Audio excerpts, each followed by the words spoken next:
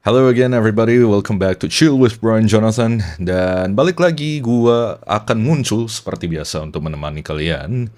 Entah kalian lagi tidur, lagi nyantai, atau lagi... Bukan lagi tidur ya, kalau lagi tidur gak mungkin denger. Entah lagi OTW tidur, lagi nyantai, atau lagi melamun gitu. Ini podcast bisa menemani kamu.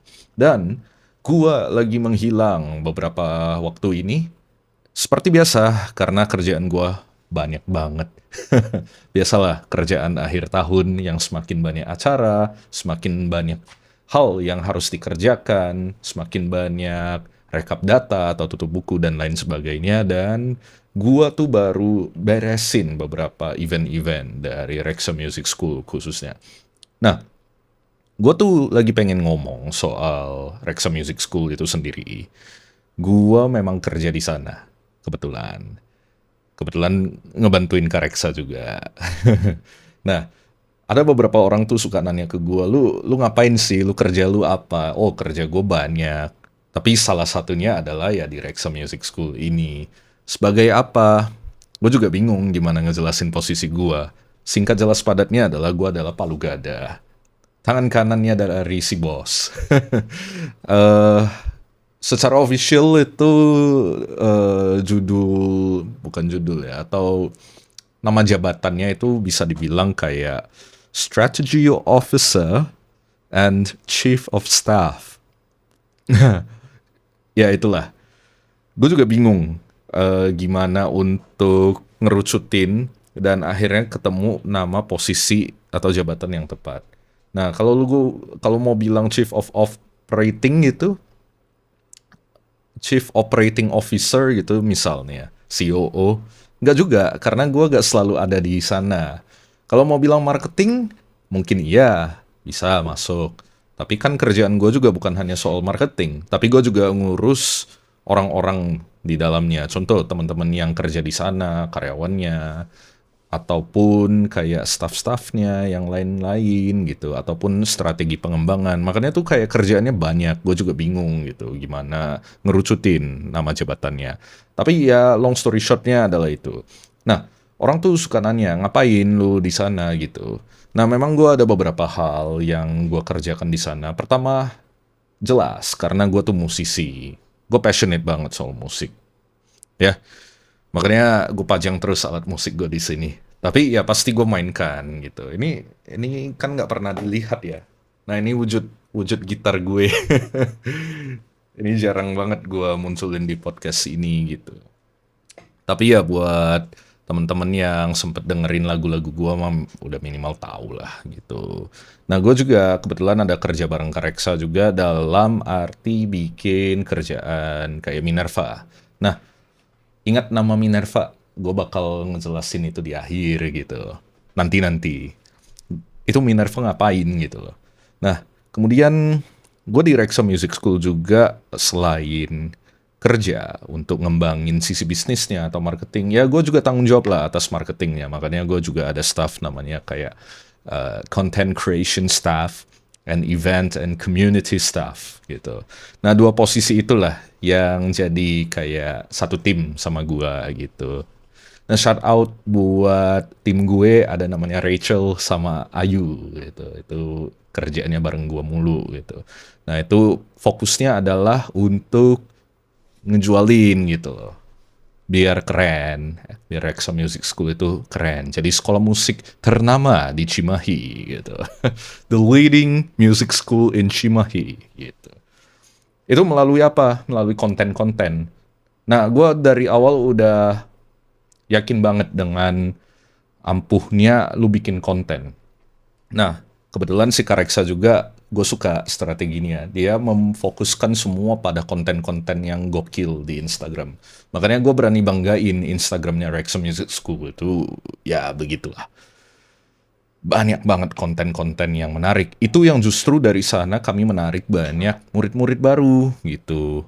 Dan bikin murid-murid yang existing bangga gitu untuk ngepromosiin, anjay, gua sekolah nih di sekolah musik ini gitu loh. Anjay keren banget sekolah musik gue gitu. Nah itu satu. Yang lainnya adalah itu ada event and community staff si Ayu itu. Gue selalu meeting sama beliau, ya. Urusannya apa? Jadi kerjanya adalah kita harus retain, ya, retensi. Murid-murid yang udah ada di Rexo Music School itu, kita bonding terus-menerus. Kita kenalan dengan baik, kenal sama orang tua muridnya, atau kalau muridnya udah remaja atau dewasa, ya kita ngajak mereka terus untuk community-nya, atau enggak kita ngadain event-event atau ngikut event-event. Kebetulan kami baru aja bikin event di KBP, Kota Baru Parahyangan di Bumi Hejo, beberapa waktu lalu. Nah, buat kalian yang lihat IG gua bakal tahu, atau IG-nya RMS bakal tahu, Rexo Music School. Bilangnya RMS lah biar gampang gitu. Biasa kami juga internal kami bilangnya RMS. Ya bukan Republik Maluku Selatan, bukan, tapi Rexo Music School. Ya, konteksnya beda nih, hati-hati. Agak bahaya nih ngomong soal RMS yang satu lagi. Nah itu, jadi kami tuh baru ngadain event di mana kami bikin kayak jamming session. Sebenarnya awal eventnya itu adalah music picnic. Nah, music picnic itu ya perform-perform aja gitu loh. Tapi di depan publik. Orang-orang yang lagi berkunjung ke taman, nonton gitu. Dan kita bikin jamming session, siapapun boleh main. Walaupun ujung-ujungnya yang main juga murid-murid sama guru sendiri sih. Nah, memang pusing bikin banyak event, tapi itulah cara untuk kita ningkatin awareness gitu. Jadi kita udah ngomong marketing di sini. Marketingnya adalah gimana bikin orang tahu, oh ada Rexo Music School gitu loh, di Cimahi gitu. Oh ada sekolah musik ini. Kebetulan kami pakai apa kurikulumnya? Oke, kami pakai Rock School, RSL Awards. Itu kurikulum dari Inggris, jadi international. Jadi berlaku untuk seluruh dunia. Kalau lu pengen lanjut kuliah musik, itu bisa dipakai tuh sertifikatnya. Apalagi kalau grade lu udah tinggi. Ya basically episode ini gue ngejualin tempat kerja gue sih.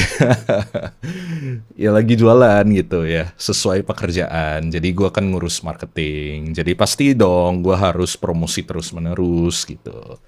Nah tapi orang tuh sempat ada nanya lagi, eh apa sih yang lu dapatkan dari sana? Well, yang gue dapatkan itu banyak. Dan satu pelajaran hidup yang gue dapatkan itu banyak, bukan satu. Tapi ada salah satu pelajaran hidup lah yang gue dapatkan dari selama bekerja di sana. Yaitu, gue kerja di sana, gue selalu lihat murid-murid yang latihan musik. Itu gue lagi menampar diri. Gue harus rajin latihan musik. Karena mereka aja lagi belajar. Guru-guru aja yang udah jago banget main musik. Oh itu di Rexo Music School udah jago-jago itu gurunya semua. Well, pokoknya well banget lah. Memang kuliah musik semuanya kebetulan gitu. Jadi udah terjamin lah, udah bagus banget. Nah, gue lihat mereka aja masih belajar terus-menerus. Jadi gue menampar diri gue, basically. Gue tuh harus belajar terus-menerus. Jadi life lessonnya adalah, ketika kalian udah ngerasa kalian jago di satu bidang, jangan pernah ngerasa kalian jago di bidang itu. Jangan pernah lu ngerasa jago. Ketika lu ngerasa jago, itu adalah titik di mana lu bakal stagnan. Dan titik di mana lu bakal gitu-gitu aja. Nah, ketika lu udah merasa jago, orang lain bilang, oh keren ya lu udah jago main musik misalnya, lu udah jago di dalam satu skill ini. Ya, hilangkan pikiran, buang jauh-jauh pikiran bahwa lu adalah orang yang jago di bidang itu. Lu harus selalu menyadarkan diri lu kalau lu tuh lagi belajar. Lu akan selalu belajar. Lu akan selalu terbuka untuk berbagai peluang baru, ilmu baru, pengalaman baru. Termasuk musik. Nah, satu hal yang gue juga seneng dari Kareksa itu adalah dia itu gila. Main drumnya jagonya luar biasa gitu. Bahkan gue bilang salah satu drummer terjago yang pernah gue ketemu. Nah, karena yang lain-lain gue belum pernah ketemu langsung, belum pernah salaman sih. Kalau Kareksa kan udah pernah salaman. Jadi gue bilang, ya, yang terjago, yang gue ketemu, dan yang gue pernah salaman, gitu. Ya jelas, Doi itu jago lah pokoknya main drum. Ternyata Doi juga di komunitas drum udah terkenal juga, gitu. Jadi drummer-drummer se-Indonesia itu ada aja yang tahu dia, gitu. Atau enggak musisi-musisi Bandung lah, minimal kenal dia. Pokoknya udah jago lah itu orang gitu, udah well banget lah. Tapi dia aja selalu belajar, selalu ada aja yang dia pelajari dari anak-anak, Bisa aja dia bilang, gue belajar beberapa hal dari murid-murid gue ini. Anjay, lu bisa aja ya tahu apa yang lu perlu kembangkan gitu ya. Kayak bikin lagu bareng gue lah. Gue pernah bahas ini di episode-episode sebelumnya, gue bikin lagu bareng Kak Reksa. Awal-awal bikin lagu itu kan pasti masih jelek gitu ya. Namanya kita baru mulai gitu waktu itu. Kak Reksa aja masih mau belajar dari nol. Gimana untuk mixing mastering contohnya. Mau pelajari lagi gimana caranya untuk bikin lebih bagus, bikin lebih enak didengar gitu. Nah, pokoknya semua orang yang ada di Reksa Music School itu, semua karyawan, semua teman-teman, itu selalu mikir untuk belajar terus-menerus. Itu yang bikin gue kayak, wah, I have to learn again. Gue harus belajar hal baru lagi. Gue harus cari solusi baru lagi untuk ngembangin ini. Dan untuk personal life gue juga, ya gue jangan pernah berhenti belajar. Karena lu sampai tua, lu gak akan pernah berhenti belajar. Nah, itu satu life lesson yang terbaik gue bilang. Never stop learning. Ketika lu berhenti belajar, disitulah lu bakal stagnan, bahkan menurun skill lu. Lu harus mempertahankan skill lu dengan belajar terus-menerus. Itu satu. Nah, ketika waktu lalu bikin event itu, memang gue juga ada beberapa pengalaman lah yang gue dapatkan selama perform gitu. Kebetulan gue juga perform di acara waktu lalu ya. Eh, Memang banyak yang perlu dievaluasi gitu, masih banyak yang perlu kami kembangkan, atau masih banyak hal yang perlu dicatat untuk kedepannya bikin event lebih oke lagi. Ya tapi gak apa-apa, jadi belajar banyak. Tapi setidaknya murid-murid happy, eh, guru-gurunya juga happy gitu, akhirnya bisa perform bareng murid-murid. Itu sebenarnya permintaan dari murid. Nah ini makanya gue bilang pentingnya juga ketika kalian ada bisnis gitu ya, ada usaha, kalian punya klien. Nah dalam hal kami, dalam konteks sekolah RMS ini ya, Reksa Music School, kliennya adalah murid. Selalu dengerin murid, selalu dengerin klien. Klien ngomong apa, jadikan itu sebagai bahan untuk kalian pengembangan untuk bisnis kalian atau usaha kalian. Nah, ini salah satu bentuk bahwa kami itu ngedengerin klien kami, yaitu murid kami. Gue sempat nyuruh itu, minta si Ayu itu, dia event and community staff, ENC staff lah gue bilangnya. Minta Ayu untuk ngobrol lah sama murid-murid, tanya mereka lagi pengen apa gitu loh, pengen bikin apa nih gitu. Tahunnya ada murid yang minta pengen lihat guru-gurunya, instructurnya perform bareng gitu loh. Pengen jamming session. Oh ya sudah, gue minta ke Ayu, udah siapin aja eventnya gitu. Kita carilah venue, kita siapkanlah konsep-konsepnya. Jadi itu adalah salah satu bentuk bahwa kami ngedengerin. Ya, jadi this applies untuk semua hal terkait usaha atau pekerjaan juga. Banyak-banyak lah dengerin klien. Memang orang bilang customer itu raja gitu. Pelanggan itu raja. Iya, tapi tergantung konteks lagi. Ada kalanya kalau pelanggan itu tidak berperilaku seperti raja, ya gimana pun dia raja-rajaan gitu loh, gak perlu didengerin. Tapi kalau ini ya kami lihat proper kok, semua murid-muridnya oke, kooperatif gitu ya. Dan sangat-sangat oke, bahkan ya sama murid aja udah kayak teman kami itu sekarang. Karena bondingnya kuat gitu.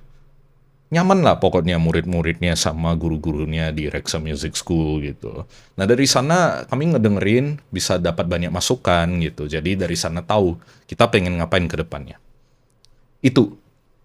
Nah, jadi orang tuh nanya lagi, oke, kalau begitu apa nih yang lu dapatkan? Apakah lu paymentnya, gajinya gimana? Ini memang isu yang sensitif kalau orang bilang soal gaji dan lain sebagainya. Itu gak usah di ngomongin deh, skip. Ini off record aja.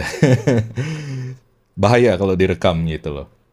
Tapi yang penting fulfilling lah gitu. Gua di sini bukan ngomong soal kuantitas gaji lagi, tapi ya kita udah ngomong fulfillment. Karena guru-guru yang lain juga, ya beberapa memang sambil kerja bidang lain ya. Misalnya ada yang sambil-sambilan, ada juga yang masih kuliah tapi kerja, ya itu keren gitu. Ada juga guru-gurunya yang ya dia juga ngejob di tempat lain karena ya memang kehidupan sehari-harinya adalah musisi. Jadi sambil ngejob, kerja jadi musisi di tempat lain, sambil ngajar juga gitu. Itulah kehidupan musisi. Nah, tapi itulah fulfillment yang gua gak bisa ngejelasin ke orang-orang kayak what do you get from here gitu. Ya itulah kepuasan batin itu ketika lu berhasil bikin guru untuk lebih mudah mengajar murid-murid musik. Apalagi gua musisi juga, gua juga senang sama pendidikan, tapi gua gak bisa ngajar. Gua ngerasa gua gak cocok untuk ngajar kayak ngajar murid, apalagi anak-anak one on one gitu. Kayaknya gue sadar diri gue terlalu galak. Makanya gue bilang ke orang, kalaupun gue jadi pengajar, mending gue jadi dosen aja deh. Tapi itu nanti-nanti aja. One day lah, ketika gue udah achievementnya luar biasa banyak, baru gue jadi dosen. Itu kan lebih pede gitu ya. Lebih well, orang lebih trust sama lu. Nah, soal trust juga gitu. Nah, ini adalah satu faktor yang terbesar ketika kalian berusaha.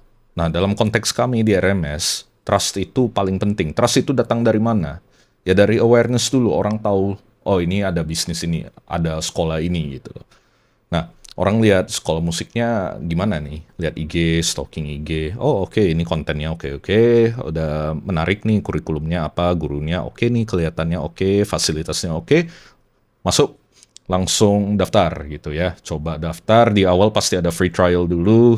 Jadi di awal itu pasti ada kelas gratis dulu untuk lu tahu skill lu sejauh mana, kira-kira lu cocok gak sama gurunya gitu. Taunya oke nih, masuk. Udah, officially jadi murid, congratulations. Selamat memulai perjalanan musik kamu di Reksa Music School. Nah, dari sana orang ikut kelas setiap minggu gitu, seminggu sekali, tergantung di hari apa bebas. Dia mau pilih di hari apa, itu bebas. Gimana lu? Tahunnya nyaman nih, skillnya berkembang terus-menerus gitu. Puas dia, anaknya puas, muridnya oke, puas juga. Nah, dari sana terbentuk trust yang lebih tinggi lagi. Yang bisa bikin mereka bertahan, itu adalah trust, kepercayaan. Ini berlaku juga untuk bisnis yang lainnya atau usaha lainnya. Klien itu kenapa mau beli dari lu? Klien itu kenapa mau pesan jasa dari lu? Karena dia percaya sama lu. Dan itu bisa dibilang currency yang paling penting dalam usaha apapun. Trust. Ketika orang udah trust sama lu, udah percaya sama lu, orang rela untuk mengeluarkan apapun untuk mendapatkan apa yang lu tawarkan. Jasa yang lu tawarkan, produk yang lu tawarkan. Karena orang percaya. Itu kuncinya. Kepercayaan. Sama halnya juga dengan karyawan. Nah, kalau orang mau bilang ya, kayak jadi musisi, orang kan suka bilang jadi musisi gak ada duitnya. Ya tergantung gimana lu sih. Kalau lu rajin dan lu pinter nih, ada strategi, ada sistem, ya lu bisa dapat penghasilan yang lumayan sebagai musisi. Selama lu tahu sistem lu, selama lu tahu strategi lu. Nah, jadi dari sana perlu lu tahu juga apa yang lu harus lakuin. Nah, memang itu omongan orang tua aja yang bilang musisi gak ada duitnya. Ya karena orang tua itu menganggap itu begitu. Orang tua itu expect lu untuk kerja di perusahaan gede atau lu jadi pengusaha. Nah, tapi dalam hal ini menjadi musisi juga kan self-employed sebenarnya. Lu kerja di sekolah musik misalnya lu ngajar. Itu juga kan part-time, bukan full-time. Full-time juga bisa, tapi ya pasti itu udah jabatan yang lebih tinggi. OTW lah, OTW. OTW kasih jabatan buat guru-gurunya, semoga gitu. Nah, itu juga kenapa mereka bertahan. Ya, selain kami kasih salary yang oke gitu. Selain itu, walaupun salary yang oke itu balik lagi relatif. Ada yang bilang oke, ada yang bilang enggak. Tapi kenapa bertahan? Satu halnya adalah nyaman. Gua, apalagi gue dulunya HRD gitu ya. Gue punya idealisme lah. Gue pengen tempat kerja di mana gue bekerja itu seperti ini. Gue bahkan nyiapin semua surat perjanjiannya, peraturannya, sistem HRD-annya gitu. Karena ya gue mantan HRD dulunya. Gue pernah jadi recruiter di satu perusahaan swasta lah gitu. Nah, jadi at least gue udah tahu dasar-dasarnya. Oke, gue pengen bikin ini. Gue pengen tempat kerja gue senyaman mungkin. Kebetulan Kareksa support untuk visi yang seperti ini. Reksa nyerahin lah ke gua untuk urusan karyawan gitu. Udah, gua yang nyiapin surat perjanjian, gua yang interview, gua yang nyiapin sistem absensi, sistem pendataan dan lain sebagainya. Dan budaya kerja itu juga terbentuk. Akhirnya, gue bilang, pokoknya lo pada yang kerja di sini sans ae gitu loh. Kalau lagi males kerja ya udah bilang gitu loh. Kan yang penting kerjaan beres gitu. Kuncinya kan seperti itu. Kayak misalnya lah hari Senin itu. Justru hari Senin di Reksa Music School itu hari gabut. Orang lain kantor-kantor itu pusing gitu ya, baru mulai minggu gitu. Memulai minggu atau pekan itu di hari Senin. Wah, pusing gitu dan stres. Wah, kalau di RMS ya, hari Senin itu sans. Yang pusing itu di weekend karena murid banyak banget di weekend. Jumat, Sabtu, Minggu itu rame banget. Sorry, Minggu belum ada. Wah, gue gak tahu ya. Mungkin ada, mungkin tidak ada, mungkin belum ada. We don't know. Nah, jadi yang paling rame sekarang itu Kamis, Jumat, Sabtu sebenarnya. Yang rame banyak banget murid-muridnya. Nah, tapi Senin itu ya biasanya kayak misalnya gue lagi berkunjung ke Bandung, gue lagi pantau-pantau gitu. Ya udah gue kunjungin kantor Cimahi, yaitu RMS. Gue suka bilangnya RMS itu kantor Cimahi, BTW. Nah, hari Senin itu hari gabut. Jadi sans saja, ngobrol aja seharian gitu di sana. Ya kenapa? Ngobrol doang. Nah mungkin ada beberapa orang memandang, lah ngapain? Enak banget dong gaji buta. Hello, lu tuh digaji, kok enak banget lu hari Senin gak ngapa-ngapain. Nah gini, argumen gua adalah, ya mereka kan pasti kerja. Gue juga sambil ada kerja tipis-tipis lah di hari Senin. Tapi gini, karena kita tahu Senin itu hari gabut, ya udah kita memang nggak ada kerjaan yang bisa dipaksakan untuk dikerjakan. Yang penting kita udah menyiapin untuk Selasanya, Rabu, Kamis, Jumat dan Sabtu dalam minggu itu udah oke lah, udah disiapin. Ya udah, kenapa nggak ngobrol aja, ngobrol-ngobrol. Nah dari ngobrol itu tujuannya adalah bonding sesama karyawan. Bonding sesama karyawan itu penting. Nah ada beberapa orang kan bilang, lu jangan terlalu deket sama orang di tempat kerja lu. Banyak drama dan bisa backstep dan lain sebagainya. Ya mungkin konteksnya itu karena perusahaan yang gede lah ya. Jadi budaya kantor itu beda-beda. Kebetulan budaya di RMS, gue berkontribusi untuk bikin senyaman mungkin. Yang penting lu patuh aja. Jangan telat kalau bisa. Ya bukan kalau bisa, wajib ya. Walaupun ada jam toleransinya. Ya jangan telat, lu kerja sesuai yang diminta, jadi itu semua hasil pekerjaannya oke, lu capai KPI lu, udah sans, ngapain lu terlihat sibuk gitu loh, ngapain gitu loh, ya udah ngobrol, kayak gua aja ngobrol seharian gitu, bonding sama karyawannya, sama sesama karyawan aja sans gitu. Dan gue bilang, kapan lagi gue tuh bisa nongkrong sama teman-teman yang kerja di RMS kayak teman-teman biasa aja gitu loh. Kapan lagi gitu loh. Jadi itu dari sana itu adalah kesempatan terbaik untuk gue lebih kenal sama teman-teman yang kerja di RMS. Gue tahu apa yang mereka butuhkan, gue tahu apa tantangan mereka gitu. Gue bahkan bisa memberi masukan atau kritikan gitu melalui nongkrong. Tapi gue ngomongnya baik-baik, pastinya. Ya gue puji dulu lah, gue bilang gue seneng sama lu kerja di ini. Tapi menurut gua yang perlu lu kembangkan ini. Ditutupi dengan lu overall udah oke, harapan gua lu bisa lebih oke aja dalam beberapa hal ini. Ya lu kerja oke aja. Nah itu dalam memberikan kritikan itu adalah sandwich technique. Ya, if I'm not mistaken itu istilahnya seperti itu. Sandwich. Jadi roti, daging, roti.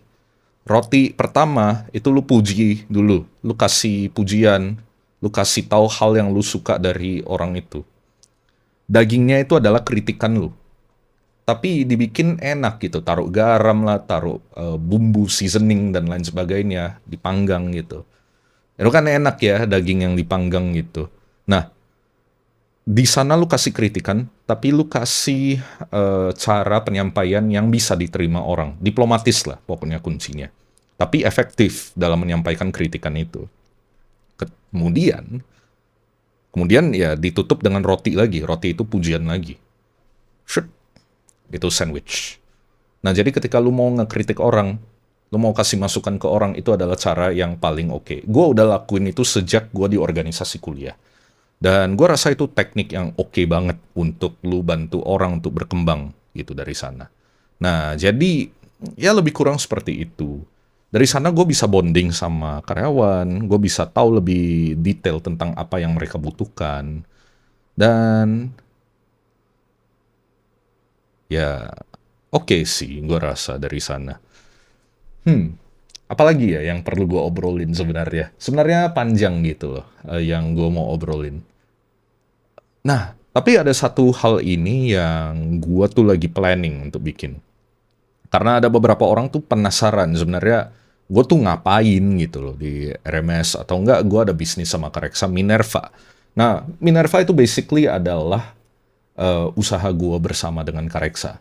Minerva itu Minerva Collective House of Minerva. Kalau kalian dengerin lagu gue, pasti kalian bakal ngeh di tulisan bawah-bawah copyright atau production dari House of Minerva. Itu adalah label kecil kami gitu loh. Ya kita butuh tempat untuk menaungi aja deh. Basically seperti itu. Kayak bikin event-event ya atas nama House of Minerva. Padahal orangnya gue sama Kareksa lagi sih. Tapi ya taruh House of Minerva. Minerva Collective itu ya jualan produk sebenarnya. Aksesoris alat musik. Dan sekarang kami baru rilis produk journal book. Itu lagi dirancang untuk bikin public. Jadi journal book sekarang itu hanya untuk Reksa Music School, murid-muridnya doang. Tapi kedepannya itu kami bakal luncurin public, jadi semua orang itu bisa pakai journal book kami. Karena gue sempet orang tuh pada jualan journal book tapi mahal banget, sampai 200, 300, 400-an ribu gitu. Tapi gue jual dengan harga yang gue rasa lebih make sense, tapi efektif. Yaitu di 100-an ribu lah, di bawah 200 ribu pokoknya. Nah, itu lagi planning gitu. Tapi yang sekarang itu udah ada, itu 150 ribu bukunya. Dan itu untuk internal, untuk Reksa Music School students. Dan tujuan journal book itu adalah untuk nge-tracking juga. Nah, orang tuh suka nanya, kayak ngapain gitu lah ada buku jurnal gitu. Orang tuh suka underestimate yang namanya journaling. Ya kenapa? Gue belajar dari psikologi. Rata-rata psikolog itu pasti ujung-ujungnya minta, lu journaling aja. Kenapa? Dari sana lu bisa tahu isi pikiran lu nge-tracking hari lu gimana, lu logging hari lu ngapain-ngapain, gimana yang lu rasakan, apa perasaan lu, apa mood lu.